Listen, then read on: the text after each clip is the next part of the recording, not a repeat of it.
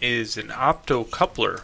The optocoupler was a great little invention for me when I started out with this. I used it to trigger cameras all the time.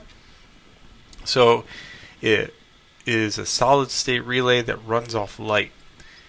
And since it's running off light, it's not as fast as the speed of light, but is pretty darn close when it comes down to it.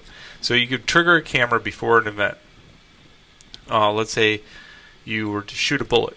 Okay, the sound of the bullet could trigger the camera. Okay, and then it would take a picture much faster, and then be able to take a picture of the bullet in the air. Since the speed of light is faster than the speed of sound. Another thing you could do is you can move the interval within several milliseconds, and then let's say you wanted to shoot an apple. Okay, you can shoot the apple and take a picture of it exploding. It's very fun. You can also trigger a flash and a camera at the same time, so that you, let's say it was a dark situation, you could trigger the flash about 500 milliseconds before the actual camera fires. Therefore, you have the flash hitting the event and then the camera. So this is by far like a really awesome gateway drug. If you're into photography, just look up optocouplers, and you'll find all kinds of cool circuits to hook up to Nikons and Sony AR7s and all kinds of stuff. So, I'm digressing, but this right here is an optocoupler. He's really small.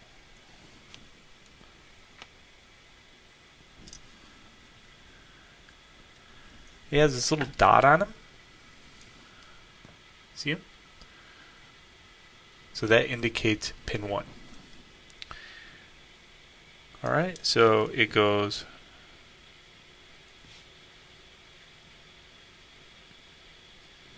okay, so this is pin 1, 2, 3, and 4. Just like that. Alright, so the beauty of an optocoupler is it's separated by a beam of light. So there you can hook two circuits together and they would never touch. On a schematic, they look like this.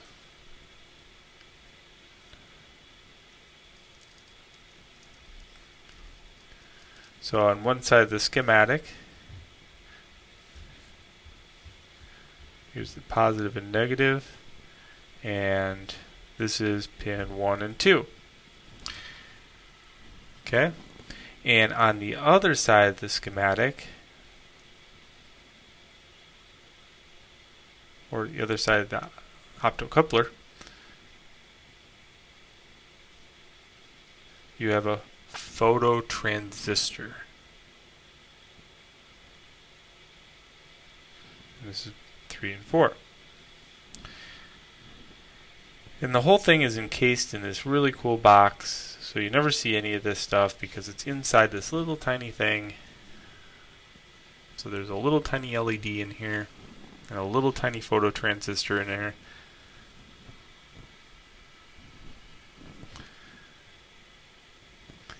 Alright, so when this light shines, it's going to shine in the direction of this photocoupler. Okay? This is separated, right? These two are not touching. The light hits this and activates it, and then it closes these 2 points. So think of it as a switch. A switch on your wall, you flick the switch, and it closes the other side. Same concept. But this time a beam of light is doing the work, so it's very fast. So you could quite literally have a circuit over here that's running, and don't do this with this photocoupler, okay? Because I don't know if it's made for this, but they do make this. you could have over here AC current, okay, and AC current would be able to power a light, okay, and over here is a DC circuit. So let's say I had something at an interval that was being triggered, or a sensor over here that's triggered. I can hook a sensor DC wise up, and anytime the sensor goes off, the AC current kicks on and boom, lights the light, or whatever is over here. And because these are not touching, the DC current never touches the AC current. Pretty neat. In this case, we would probably separate this by another type of relay, but essentially, again, don't do it with this optocoupler. Always check your sheet, but they do make those. And this is not the one I would use for photography, probably. It would work quite well for some applications, but they do make a very fast one for photography that has 2 channels in it, and it's much quicker. So this one's general purpose. You could probably take a picture pretty fast with it. So I'm going to show you an application for it in a little exercise to show you what it can do, but just keep in mind that this exercise is just to, get you interested in electronics. There's about a bajillion things you could do with this just optocoupler. I'm just choosing one that's entertaining. We'll say that. Alright, cool. So now you know what an optocoupler is, what it looks like, sort of how it works. Let's use it in a schematic, and then let's build the schematic onto a breadboard. Okay, so what can we build? Well, we're going to build a strobe light. That's fun, right? So if you have allergic to light or epilepsy, don't do this assignment. Alright, now a strobe light, okay, has a waveform to it. It's a really neat waveform. So we'll say 1 and 0, okay? And it'll go like this.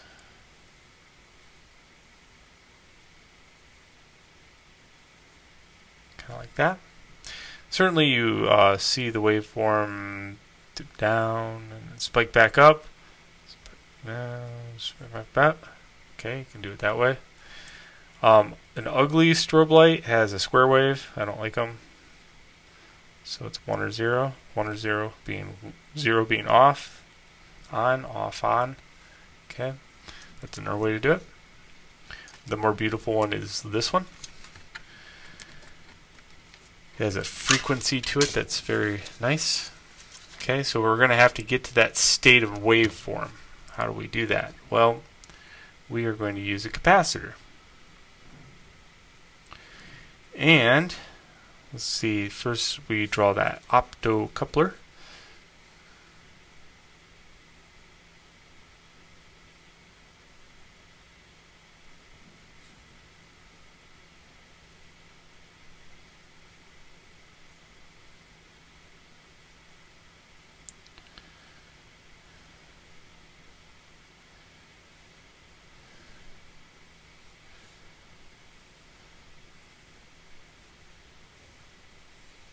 And we're going to use this in a different way this time.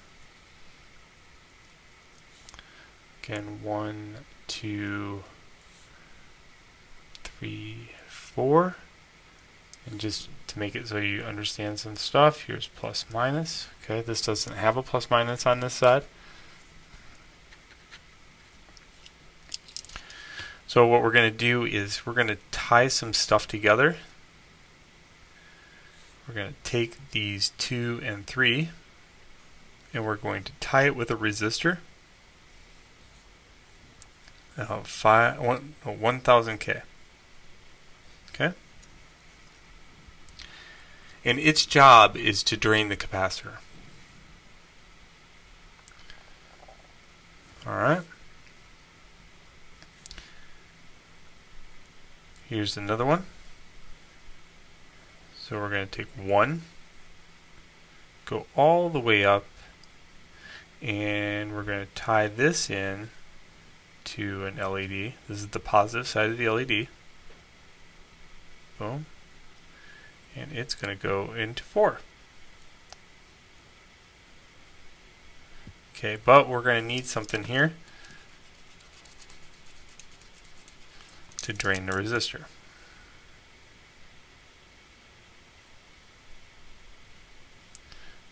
$5,000. Okay. Now the ratio between these two you can experiment with.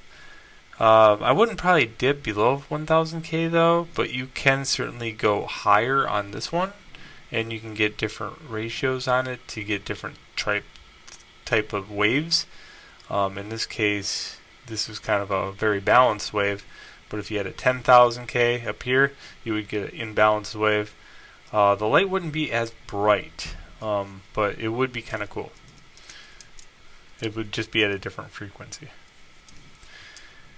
So this is kind of a little baby frequency generator if you think about it. You can do a lot with this circuit.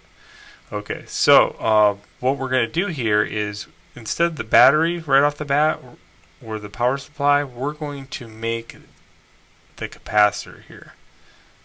Okay, then I can explain it better. So this is the positive side of the capacitor. It's being drained here. Okay.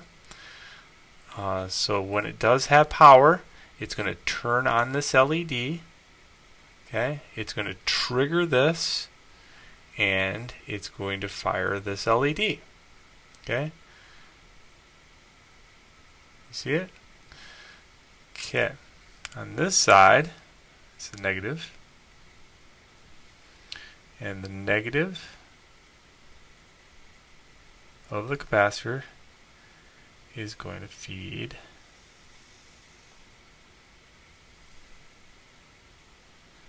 this circuit. So it's going to come up here and feed this, so it feeds the negative of the LED. So this whole capacitor is running the show when it's charging.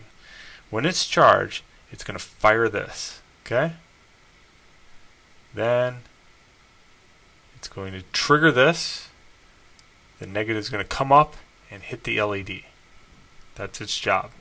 To fire, close this circuit, so the negative can go up to the LED. And that's what it keeps cycling, keeps cycling. And how big this resistor is going to dictate the frequency also, or the waveform. So in this case, we're going to say that this one is going to be the 1000 UF. But since we don't have one, I'll show you what it looks like with other ones. And it's just got a little bit of a faster pace. And I'm going to warn people not to watch this video if you have epilepsy. Okay, so what feeds the capacitor? Well, Mr. Stoic Cyclops does, of course. Mr. Stoic Cyclops feeds the capacitor here. Boom. Like that. And this is the only thing I don't like about this circuit. You ready? I can't get to the negatives. So I'm going to have to cheat. Cheat. Boom. That's where the negative feeds in. So this goes over to here. Now I could draw a line with it. See how these are connectors? That one's connecting, this one's connecting, this one's connecting, etc. and so forth. I could draw a line from here to here without a ball to get to here. I don't like that. It's confusing to new people. It really is. So I'm going to go with this one. So that is really connected to that. Alright, so what's it doing? It's going up here, it's going through this 5000K ohm resistor, and it's really feeding this slow. Okay? Really feeding this slow. So that's going to make a nice slow pulse. This one, the negative is coming over here and feeding this capacitor through a 1000k ohm. It's pretty slow, so it's being bled into it very, very slowly. Once it's charged, then it's going to send its pulse here, turn this on. Okay, that's going to trigger this on. Okay, now this is on. And now the negative from the capacitor can reach the LED. Bam! It's beautiful. Let's build it. And you can put this in your window and people wonder what the heck's going on. Alright, so let's gather our parts up. We're going to need a 5000k resistor and a 1000k resistor and everything else. So let me gather those parts and meet you back. Alright, so I've gathered my parts and let's go to town. So this is the 1000 UF capacitor. You can see it's kind of a beefy little boy, right? Came out of an old stereo. In the time when you could raid stereo of their parts. Or VCRs. Oh, as a VCRs as a kid, wow, you get one of those, you had all kinds of parts. Those were the good old days. Now we don't have VCRs. Google Dots. All that good stuff. Okay. So enough with the nostalgia trip. Let's go.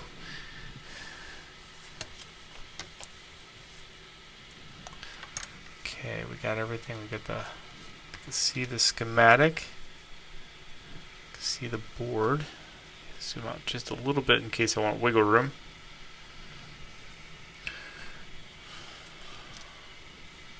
Okay, so the first thing we're going to do is initialize the optocoupler.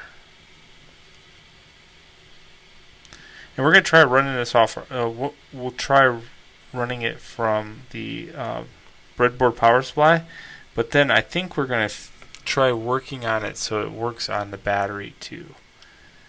So let's see if it powers it up. I don't know if it's going to have enough juice for it. It should be a pretty low voltage.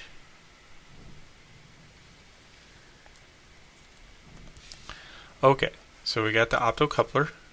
Okay, and it's really easy to match these up when it comes down to, it's not like a transistor where you have to kind of like keep telling yourself where is the drain, where's the gate, where's the drain, where's the source, all that good stuff. So this one is my 1000k resistor. Okay, it's going to go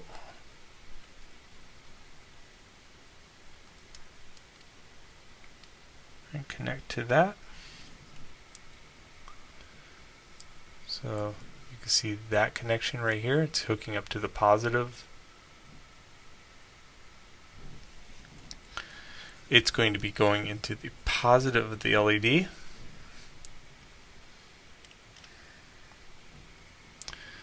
And the positive of the LED is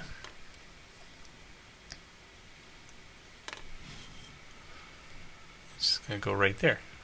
So the positive is on this side, and the negative goes right into the optocoupler. Pretty lean circuit, right? Alright, so now we hook up. This resistor is going to go across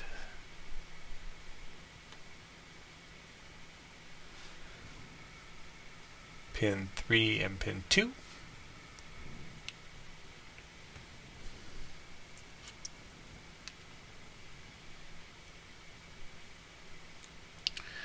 This one's a little harder because this is a fat boy. And we got to get it in here without touching anything else. So these legs can't touch. So the negative has to hook up to pin 3, and the positive has to somehow hook over to here.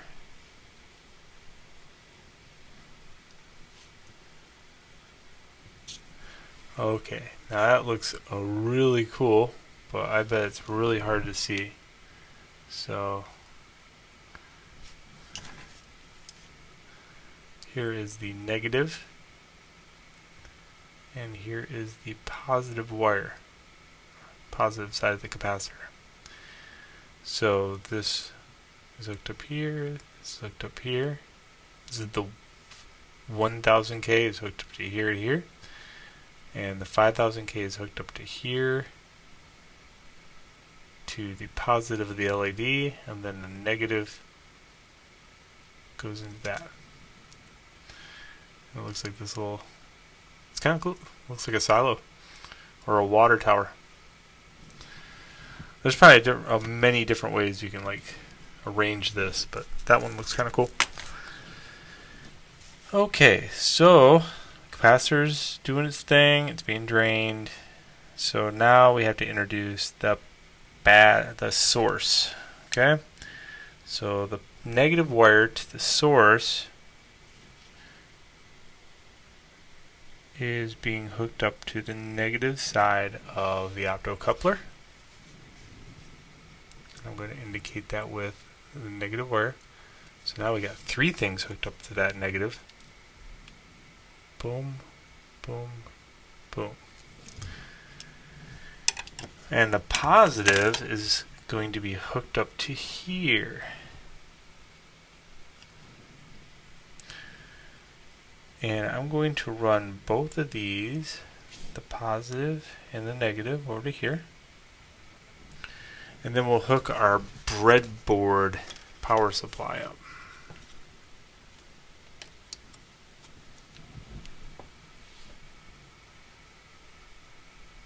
Ooh. Okay, so let's get a little adventurous. Let's take that off because we knew that was going to work. So let's hook up our battery pack.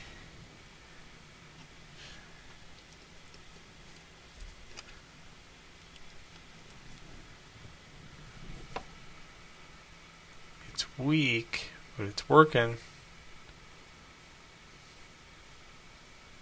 It's just not as punchy. It just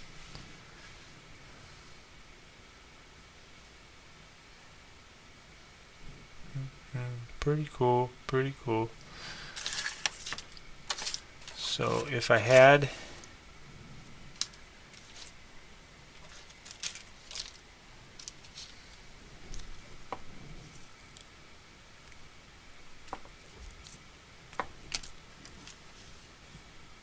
let's get a little adventurous.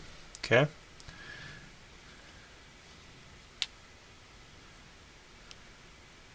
We're going to change the bottom one out with a 100 ohm resistor because this has a lot less power.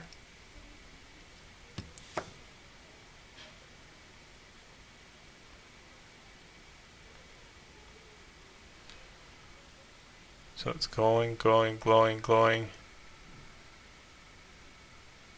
But it doesn't have that poof, you know what I mean? So it's the only bad side with doing that.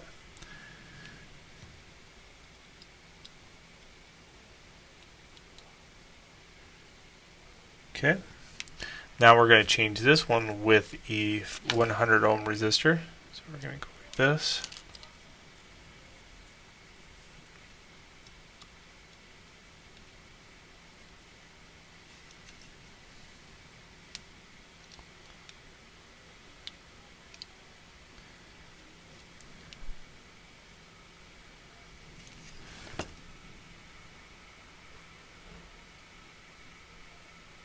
Very sporadic, so it's almost like twitchy.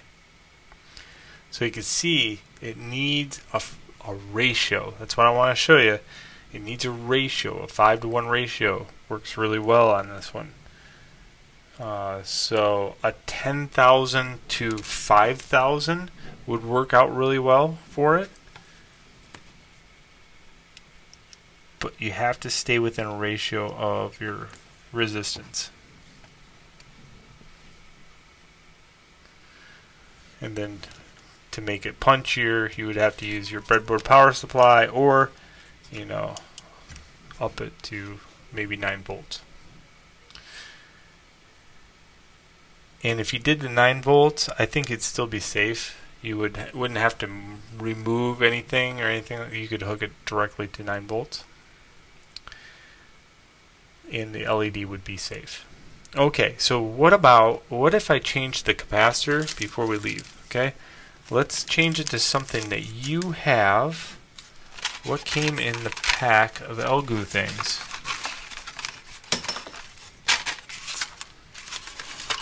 I think the only thing that came in those was 22 UFs.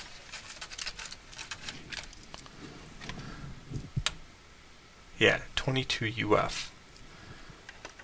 Okay, so we're gonna take this out, and we're gonna replace it with a 22 UF. Now, here's a little thing about video. Okay, a video records at 30 frames per second. Okay, and this strobe light is going way faster than 30 frames per second. So what you're perceiving as a little tiny blinky light is actually very, very blinky. So if I was actually doing it at 60 frames per second, you would maybe see 1/2 of the fraction of the light pulse that's happening right now. This is why I don't get invited to parties. So, cool. Well, I hope you enjoyed Optocoupler B. Have a good one.